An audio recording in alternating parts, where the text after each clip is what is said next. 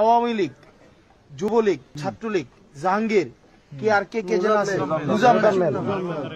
এখানে যে এখানে যে মব মানে মব মারানি যে বলবে যে মব জাস্টিস,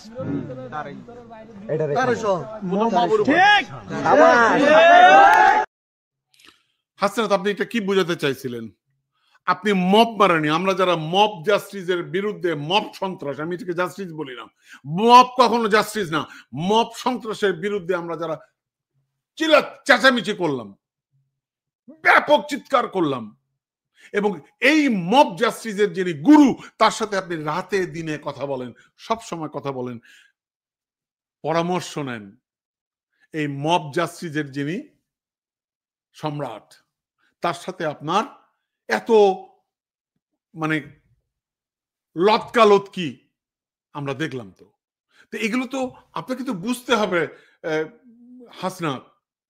আপনি যখনই মব জাস্টিসের কথা বলবেন বা মব সন্ত্রাসের কথা বলবেন, আপনি যখন মব জাস্টিস যারা বিরোধিতা করবে তাদেরকে মব মারানি বলবেন, মানে কি আমাকেও তো আপনি মব মারানি বললেন, আপনি তো আমাকেও মব মারানি বললেন, কারণ আমি তো মব মব মব সন্ত্রাসের বিরুদ্ধে। হাসনাত, আমি আমি কোন অবস্থাতেই